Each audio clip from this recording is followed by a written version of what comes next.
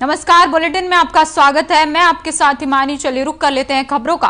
नोएडा के सेक्टर 52 में Rama banquet hall में लोहड़ी के त्योहार को लेकर पंजाबी समाज ने प्रेस कॉन्फ्रेंस की। प्रेस कॉन्फ्रेंस के दौरान जानकारी दी गई कि लोहड़ी त्योहार को लेकर पंजाबी समाज तैयार है और कार्यक्रम करने जा रहा है, जिसमें पंजाब से कलाकार पहुंचेंगे। इस मौके पर पंजाबी मंच के अध्यक्ष विपिन कुमार मंडल ने जानकारी देते हुए बताया कि पंजाबी समाज का नोएडा के विकास में बहुत ही महत्वपूर्ण योगदान है। नोएडा के पंजाबी समाज को अपनी एक पहचान दिलाने के लिए और पंजाबी समाज को एक साथ जोड़ने के लिए संस्था के सभी पदाधिकारी एक साथ जुड़े रहे हैं। 2500 परिवार हमेशा नोएडा के विकास के लिए तैयार रहते हैं। इस लोहड़ी के कार्यक्रम में 11 तारीख को शानदार कार्यक्रम करने जा रहे हैं, जिसको लेकर अभी से ही तैयारियां शुरू कर दी गई हैं, जिसमें मुख्य अतिथि के रूप में सांसद महेश शर्मा, राज्यसभा सांसद सुरेंद्र सिंह नगर और साथ ही विधायक पंकज सिंह मौजूद रहेंगे। पंजाबी सिंगर भी कार्यक्रम में उपस्थित दर्ज कराएंगे। पंजाबी भांगड़ा ग्रुप और ढोल की धुन से कार्यक्रम को सुंदर बनाया जाएगा।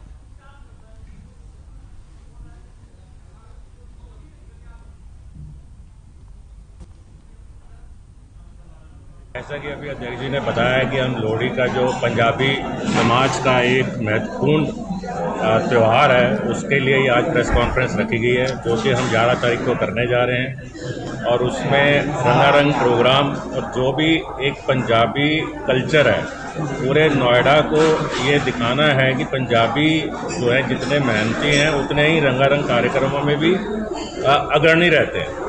तो ये समाज को जोड़ने की बात है और एक हर्ष और उल्लास का समय है। नोएडा पंजाबी समाज लोहड़ी महोत्सव, उसी के बारे में ये प्रेस वार्ता थी।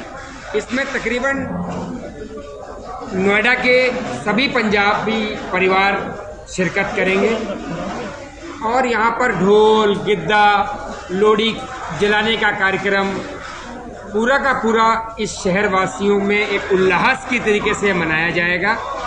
और मेरा सभी पंजाबी समाज के समुदाय से निवेदन है कि कृपया करके इस कार्यक्रम में जरूर आएं, अपनी भागीदारी बढ़ाएं। मुझे बड़ा हर्ष होता है ये बताते हुए कि आज की तारीख में जो ये संस्था है हमारी नोएडा पंजाबी समाज, भैया के हमारे विपिन भैया के आशीर्वाद से आज नोएडा की सबसे बड़ी में पूरा ध्यान रखती है।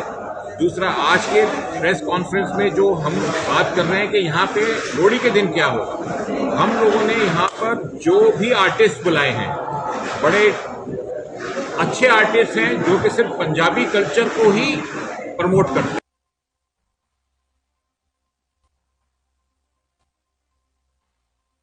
चलिए खबरों में आगे बढ़ते हैं। खबर यूपी के गाजियाबाद से है, जहां सड़क हादसे के बाद रविवार रात इंदिरापुरम कोतवाली की कनावली पुलिस चौकी में लाए गए ऑटो चालक की घर जाकर अचानक तबीयत बिगड़ने से मौत हो गई।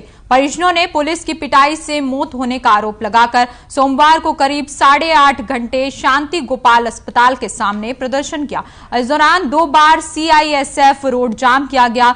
वहीं अधिकारियों ने उचित कार्रवाई और मुआवजा दिलाने का आश्वासन देकर लोगों को शांत कराया। तहरीर के आधार पर कनावनी पुलिस चौकी प्रभारी उप निरीक्षक अमित कुमार, सिपाही रविंद्र और 2 अज्ञात सिपाहियों के खिलाफ देर रात हत्या का मामला दर्ज कर लिया गया।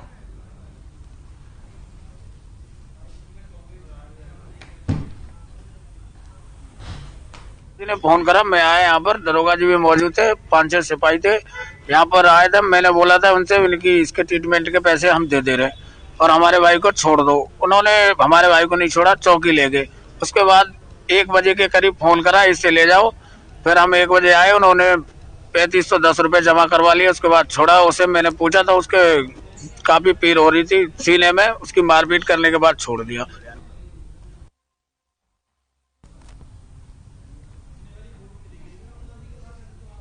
इस खबर की अधिक जानकारी के लिए हमारे साथ हमारे संवाददाता जावेद चौधरी जुड़ चुके हैं। जावेद, आपसे जानना चाहेंगे क्या कुछ अपडेट है इस खबर को लेकर?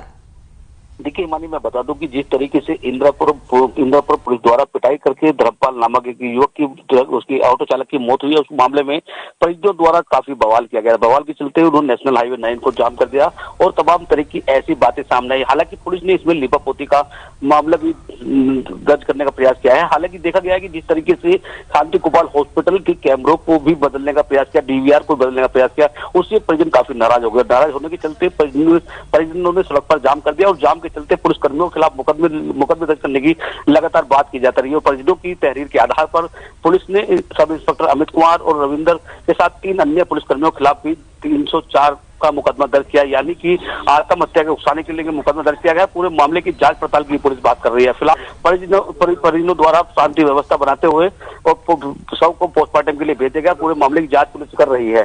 जी, आपसे ये भी जानना चाहेंगे कि आप परिजनों को कुछ मुआवजा देने का भी ऐलान किया गया है?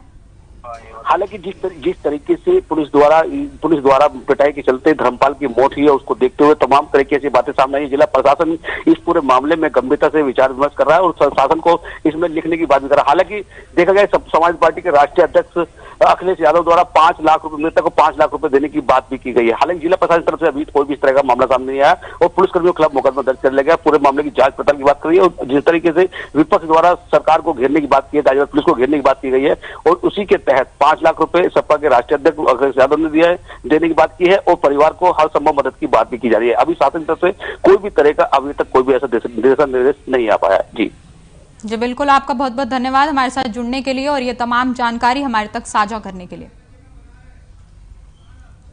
चलिए खबरों में आगे बढ़ते हैं। प्रशासन की लापरवाही से सुनवाई न होने पर नाराज 2 सगी बहनों ने जिला अधिकारी कार्यालय पर धरना दिया। वहीं दोनों सगी बहनों को पुलिस ने समझा बुझाकर महिला हॉस्टल में रखा। उप जिला अधिकारी ने कहा कि सुबह इन लोगों से पारिवारिक बात की जाएगी। प्रदेश के मुख्यमंत्री योगी आदित्यनाथ सख्त आदेश दिए हैं कि महिलाओं पर हो रहे अपराध तत्काल रोका जाए और कार्रवाई करें, लेकिन बस्ती जिले में उन्हीं के अधिकारी उन्हीं के आदेशों का पालन नहीं करते हुए दिखाई दे रहे हैं। इसका उदाहरण तब देखने को मिला जब सगी बहनों ने आरोप लगाया कि हम लोग जिला अधिकारी बस्ती से लेकर थाना कलवारी सहित उच्च अधिकारियों को प्रार्थना पत्र दिए कि हमारे पिता ना तो हमें पढ़ने दे रहे हैं,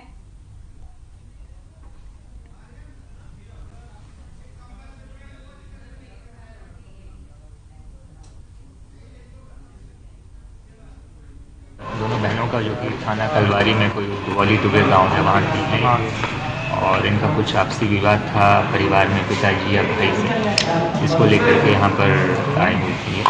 तो इस विषय में इनके पिताजी को और इनके भाई को थाना कलवारी में थाना द्वारा बुलाया गया और यहाँ से महिलाओं को बातचीत करके इस खबर की अधिक जानकारी के लिए हमारे साथ हमारे संवाददाता अमृत लाल बस्ती से जुड़ चुके हैं। अमृत, आपसे जानना चाहेंगे कि क्या है ये पूरा मामला, 2 सगी बहनें धरने पर क्यों बैठी हैं, क्या उनकी मांगे हैं? जी, इन 2 सगी बहनें हैं जो इनके पिताजी हैं, उनसे विवाद चल रहा है और इनके पिताजी इन लोगों को घर में रखना नहीं चाह रहे हैं, घर से खदेड़ दिए हैं। साथ ही ये लोग पढ़ाई करती हैं तो ये इन लोगों को पढ़ाई का खर्चा नहीं मिलता है, जिसको लेकर काफी दिनों से विवाद चल रहा था। इसके बाद पीड़ित 2 सगी बहनों ने थाना कलवारी में इसकी सूचना दी थी। सूचना देने के बावजूद भी पुलिस कोई कार्रवाई नहीं की। इस संबंध में ये लोग जिला अधिकारी बस्ती प्रियंका निरंजन से मुलाकात की और अपनी समस्या बताई। इसके बावजूद भी इन दोनों सगे बहनों के मामले को हल्के में लिया गया जिला अधिकारी द्वारा और मामले को कार्रवाई नहीं की गई, जिससे ये लोग नाराज होकर पीड़ित होकर कि हम लोग जब घर पे नहीं रह पा रहे हैं तो मजबूरन चले जिला अधिकारी कार्यालय पे ही धरने बैठे और वहीं रहेंगे और प्रशासन जब तक हम लोगों की मांग नहीं पूरा कर देगी तब तक हम यहाँ से उठेंगे नहीं। लेकिन प्रशासन ने किसी तरह समझा बुझाकर रात में इन लोगों को महिला हॉस्टल में रखा और कार्रवाई की बात की। लेकिन सुबह जब फिर ये दोनों सगी बहनें में डीएम से मिलने आए, इनको मिलने नहीं दिया गया। पुलिस प्रशासन द्वारा इनको महिला थाने जबरन उठा के ले जाया गया, जिससे जिला अधिकारी से मुलाकात नहीं हो पाई इन लोगों की।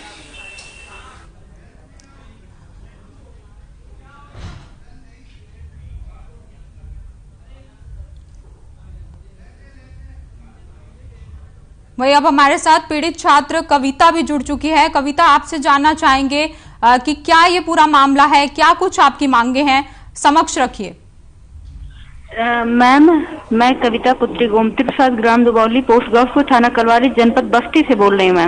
मैम मैं अपनी, जैसा कि सर ने बताया, मैं अपनी पीड़ा, अपनी व्यथा को लेके डीएम मैम के यहाँ आई।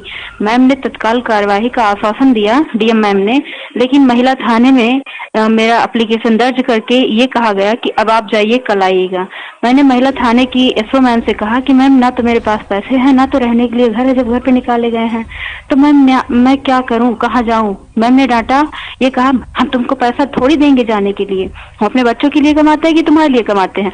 उसके बाद मैम मैं पीड़ित हो गई। मैंने कहा अब तो मेरे पास कोई चारा नहीं, ना तो पैसे है, ना तो घर का ठिकाना है। तो मैं गई डीएम मैम, मैं और मेरी बहन सविता, डीएम मैम के ऑफिस के सामने मैंने धरना दिया, आमरण अनशन पे बैठी। वहां से एसडीएम साहब और नायब तहसीलदार साहब आए, समझाए, कहे कि बेटा चलो यहाँ से महिला हॉस्टल भेज देते हैं आपको, फिर वहां से सुबह कार्यवाही होगी। इनके दबाव में आके मैं महिला हॉस्टल गई, वहां पे मैं रात गुजारी। उसके बाद जब मैं सुबह आई, मैं कही मैं डीएम मैम से मिलना चाहती हूँ, उनको अपनी पीड़ा दोबारा बताना चाहती हूँ कि मैम मेरे साथ क्या क्या हुआ, और कार्यवाही नहीं हुई। तब जो एसओ मैम है महिला थाने की, वो अपनी बात को दबाने के लिए कि कल हम भगाए नहीं थे, इस बात को दबाने के लिए, अपनी नौकरी बचाने के लिए और हमारी बात को दबाने के लिए हमको जबरन पुलिस 4-5 महिला पुलिसकर्मी जबरन पुलिस वाली जीप में ठूस करके, घसीट के ठूस करके लेके आई। जबकि मेरी डिमांड यही थी कि अब मेरा विश्वास उठ गया है कि डीएम मैम के कहने के बावजूद भी जब कार्यवाही नहीं हुई है तो मैं अब डीएम मैम से मिल के दोबारा ये बात कह के ही जाऊंगी। वहां से मुझे जो न्याय मिलेगा मैं उससे संतुष्ट रहूंगी। लेकिन वहां से मुझे घसीट के मैं रोती रही, चिल्लाती रही। मेरा और मेरी बहन सविता का फोन छीन लिया महिला पुलिस कर्मियों ने, और मुझे घसीट के जीप में ठूस के तब लाया गया महिला थाने। मैम यहाँ तो अब दोनों पक्षों को बुला के सुलह समझौता करवाया गया, लेकिन मैं ये जानना चाहती हूँ, देश से पूछना चाहती हूँ, समाज से पूछना चाहती हूँ, प्रशासन से मैं ये पूछना चाहती हूँ कि एक पीड़ित लड़की के ऊपर वहाँ डीएम कार्यालय पे उंगली भी उठाई गई कि तुम लोग गलत होगी तभी तुम लोग के साथ ऐसा हो रहा है। मैंने वही कहा कि अब मैं डीएम मैम से ही बताऊंगी कि मैम गलत क्यों हूँ, इसका जवाब मुझे दिया जाए। यहाँ प्रशासन के लोग भी कह रहे हैं तुम गलत होगी, और मैडम महिला थाने की मैडम भी मेरी बात नहीं सुन रही हैं। और मेरी गलती ये थी कि मैं न्याय मांगने के लिए डीएम से मिलना चाहिए, इसीलिए मुझे घसीटा गया, और अभी तक मेरी मुलाकात डीएम मैम से नहीं करवाई गई है। क्या इसीलिए कोई आवाज उठाएगा? लोग जहर खा के मरना पसंद करेंगे, लेकिन बाहर अपनी आवाज को उठाने नहीं आएंगे कि मुझे न्याय दीजिए। जी, आपसे ये भी जानना चाहूंगी कि अधिकारियों का इस पर क्या कहना है, अभी तक आपकी सुनवाई क्यों नहीं हो पा रही है? अभी तो हमें जबरन महिला थाने लाया गया और ले आके बताया गया। अधिकारी का ये कहना था कि कोई काम अपने टाइम से होता है, लेकिन मैं उनसे ये पूछना चाहती हूँ मैम कि एक बेसहारा लड़की के ऊपर आप हाथ उठा सकती हैं, आप उसको घसीट सकती हैं, उसका मोबाइल खींच सकती हैं, लेकिन तत्काल कार्यवाही आप क्यों नहीं कर सकती, जबकि जनता के लिए आप 24 घंटे अवेलेबल होती हैं प्रशासन की नजरों में, कानून की नजरों में। जी बिल्कुल, आपका बहुत बहुत धन्यवाद हमारे साथ जुड़ने के लिए।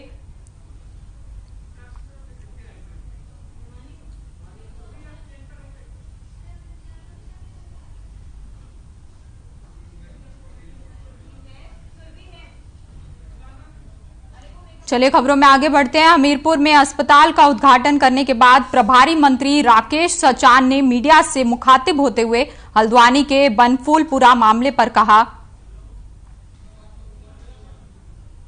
जमीन खाली कराने के मामले में सुप्रीम कोर्ट से जो फैसला आया है हम उसका सम्मान करते हैं, लेकिन रेलवे की जमीन पर कब्जा करने का ये कोई नया मामला नहीं है। 75% लोग आज भी रेलवे की जमीन पर कब्जा किए हुए हैं और झुग्गी झोपड़ी बनाकर रह रहे हैं। रेलवे कभी उनको हटाता नहीं है, जब जरूरत पड़ती है तभी रेलवे उनको हटाने की प्रक्रिया करता है।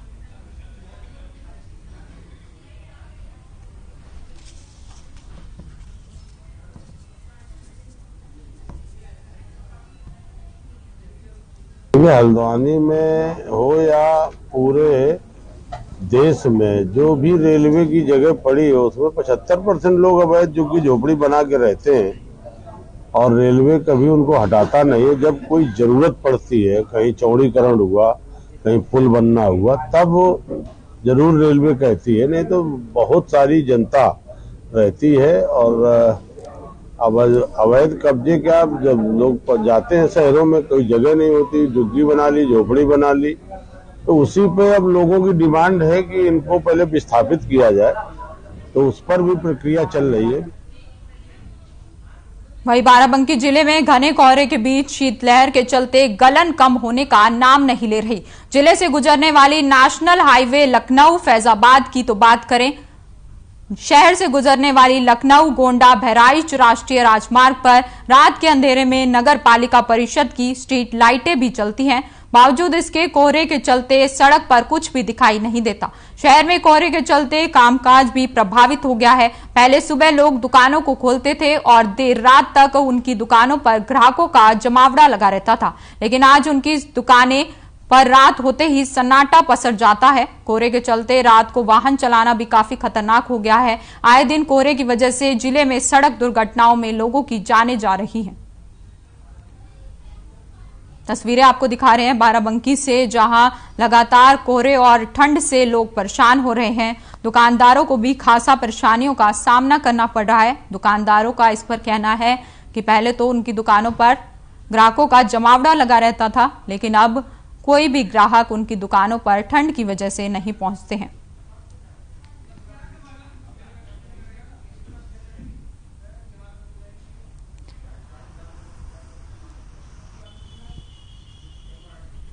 अरे बहुत दिक्कतें आ रही, कुछ दिखाई नहीं पड़ रहा है। कस्टमर मार्केट में है ही नहीं है।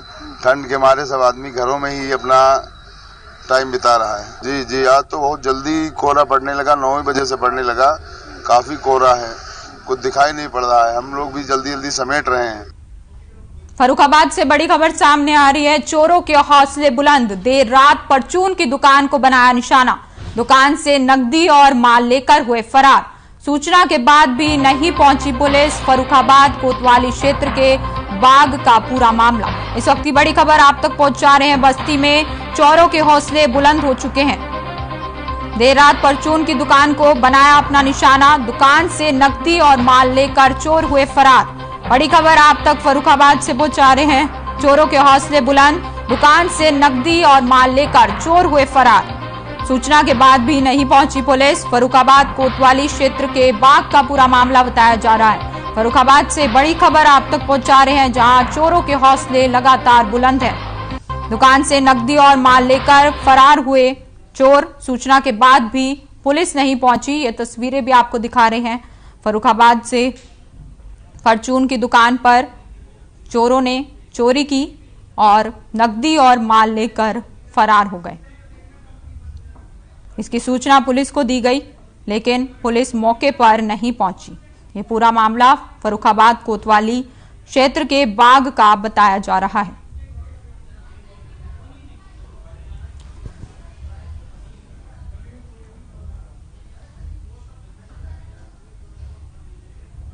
तस्वीरें भी दिखा रहे हैं आपको फर्रुखाबाद से, जहां चोरों के हौसले लगातार बुलंद होते जा रहे हैं। चोरों ने परचून की दुकान को अपना निशाना बनाया और देर रात परचून की दुकान पर चोरी की। लाखों का सामान लेकर फरार हो गए।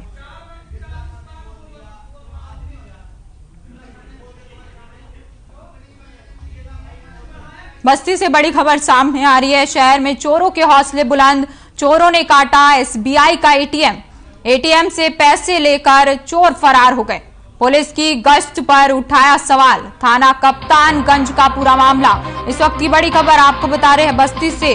शहर में चोरों के हौसले बुलंद। चोरों ने एसबीआई बैंक का एटीएम काटा। एटीएम से पैसे लूटकर चोर हुए फरार। पुलिस की गश्त पर उठा सवाल। थाना कप्तानगंज का पूरा मामला। बड़ी खबर आपको बता रहे हैं। चोरों ने एसबीआई के एटीएम को अपना निशाना बनाया। लगातार बस्ती में चोरों के हौसले बुलंद होते जा रहे हैं। एटीएम से पैसे लेकर चोर फरार हो गए। पुलिस की गश्त पर सवाल उठ रहा है।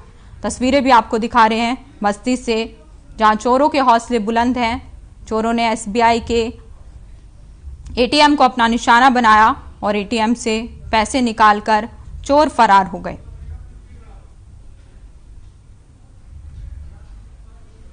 तस्वीरें भी आपको दिखा रहे हैं बस्ती से, जहां शहर में चोरों के हौसले लगातार बुलंद हैं। पुलिस पर अब सवाल उठता हुआ दिखाई दे रहा है।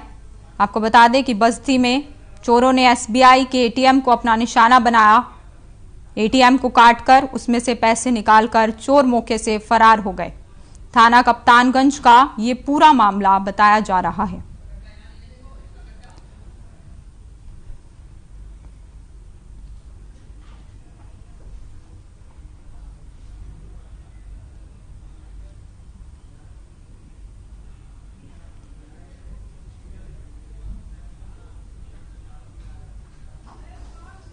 बुलंदशहर से बड़ी खबर सामने आ रही है। अज्ञात युवक का शव मिलने से सनसनी। ट्रेन की चपेट में आने से मौत की आशंका। सूचना पर पुलिस मौके पर पहुंची, शव को पोस्टमार्टम हाउस भेजा। मृतक की अभी तक नहीं हो पाई है शिनाख्त। कोतवाली क्षेत्र के चांदपुर फाटक का पूरा मामला। इस वक्त की बड़ी खबर आप तक पहुंचा रहे हैं। बुलंदशहर से अज्ञात युवक का शव मिलने से सनसनी। ट्रेन की चपेट में आने से मौत की आशंका। सूचना पर पुलिस पहुंची, शव को पोस्टमार्टम के लिए भेजा। मृतक की अभी तक नहीं हो पाई है शिनाख्त। इस वक्त की बड़ी खबर आप तक बुलंदशहर से पहुंचा रहे हैं। अज्ञात युवक का शव मिलने से सनसनी फैल गई है। ये तस्वीरें भी आपको दिखा रहे हैं। ट्रेन की चपेट में आने की आशंका जताई जा रही है। वहीं मौके पर पुलिस पहुंची है। पुलिस ने शव को कब्जे में लेकर पोस्टमार्टम के लिए भेज दिया है। ये पूरा मामला कोतवाली क्षेत्र के चांदपुर फाटक का बताया जा रहा है। बुलंदशहर से आपको ये तस्वीरें भी दिखा रहे हैं।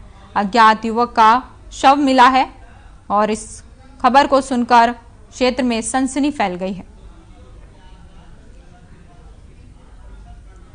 चलिए खबरों में आगे बढ़ते हैं। मैनपुरी जिले में 30 दिसंबर को NH2 पर लूटे गए सरसों का तेल, जिसकी कीमत लगभग 55 लाख रुपए थी, उसका पुलिस ने खुलासा किया है। जिसमें पुलिस ने 3 आरोपी गौरव यादव, अंकित यादव और मिंटू बाबू यादव को गिरफ्तार कर लिया है, जिसमें 8 आरोपी पुलिस की पकड़ से दूर हैं। इसके पास से सरसों का तेल, घटना में प्रयुक्त tractor trolley, Honda city car और लगभग 66 लाख रुपए का माल भी बरामद कर लिया गया है।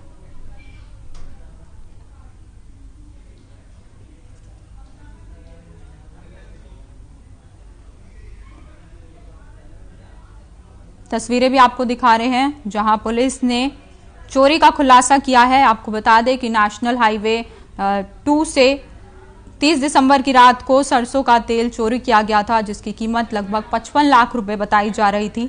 अब पुलिस ने इस पूरे मामले का खुलासा करते हुए 3 आरोपियों को गिरफ्तार कर लिया है। आपको बता दें कि इस पूरे मामले में 8 आरोपी अभी भी फरार चल रहे हैं। आरोपियों के कब्जे से पुलिस ने सरसों का तेल बरामद किया है।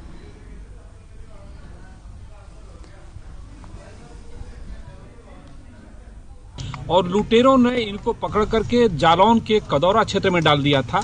वहां अभियोग पंजीकृत किया गया। वहां से विवेचना यहाँ ट्रांसफर हुई। 5 टीमें इसमें बनाई गई। 5 टीमों द्वारा इसमें लगातार प्रयास करके 3 अभियुक्तों को गिरफ्तार किया गया है। इनके कब्जे से लूटा गया ट्रक और वो 30 लाख रुपए का सरसों का तेल, साथ ही एक होंडा सिटी गाड़ी जिससे इन्होंने लूट की घटना कारित की थी, और घटना में प्रयुक्त ट्रैक्टर ट्राली, ये बरामद हुआ है। अभी इनके 6 साथी और फरार हैं। साथ ही एक लोडर गाड़ी जो इसमें इस्तेमाल किया गया था, उसकी भी तलाश की जा रही है। वहीं हमीरपुर जिले में सड़क सुरक्षा माह के अंतर्गत संभागीय परिवहन विभाग ने मुख्य शिक्षा वर्ग के विद्यार्थियों के बीच कैंप लगाकर सभी छात्रों को ट्रैफिक नियमों के बारे में जानकारी दी। वहीं परिवहन विभाग के अधिकारियों ने नए ट्रैफिक नियमों के बारे में जानकारी दी। सड़क सुरक्षा को लेकर 1 महीने तक चलने वाली कार्यक्रम में हाईवे पर ब्लैक स्पॉट चिन्हित कर एक्सीडेंट रोकने के लिए ब्लैक स्पॉट जगह पर ट्रैफिक नियमों के तहत चिन्ह और रिफ्लेक्टर लगाए जा रहे हैं, ताकि बढ़ते कोहरे के दौरान एक्सीडेंट पर रोक लगाई जा सके। कार्यक्रम में सैकड़ों छात्रों ने हिस्सा लिया। हमीरपुर से आपको ये तस्वीरें दिखा रहे हैं। के बीच यातायात नियमों, मोटर व्हीकल एक्ट 2019 में बदलाव एवं प्राइमरी एड की सड़क दुर्घटनाओं के पश्चात कैसे उनको प्राइमरी एड दें, इसके बारे में छात्र छात्राओं से हमने चर्चा की। और उनको विस्तार से इसके बारे में बताया। फिलहाल इस बुलेटिन में इतना ही। आप बने रहिए हमारे साथ। नमस्कार।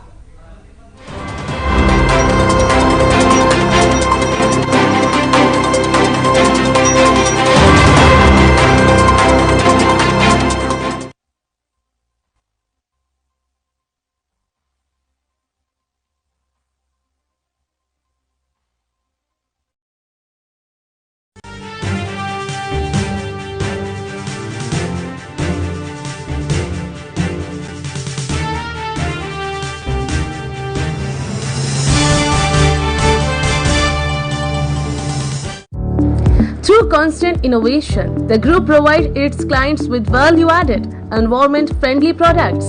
We are committed to provide quality products and services at optimum cost with the continuous improvement in the quality management system. Producing high-value paper, making us India's largest producer of branded papers, fine papers and packaging broad segments. Focused on customers in all our operations. Hence, extensive investments are made towards people and people practices. KRPL, world's leading eco-friendly paper from agro residue.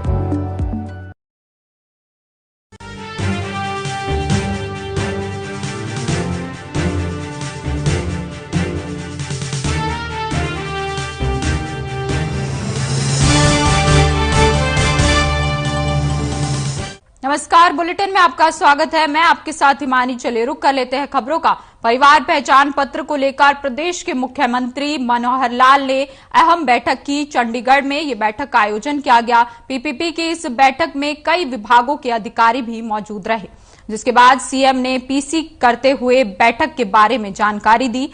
CM ने कहा कि गरीबों को लाभ पहुंचाना ही सरकार का लक्ष्य है। साथ ही उन्होंने कहा कि पीपीपी के तहत लोगों का डाटा जुटाया जाएगा, आय बढ़ने से आर्थिक स्थिति अच्छी होगी। साथ ही सीएम ने कहा कि 2023 वर्ष अंत्योदय आरोग्य वर्ष है।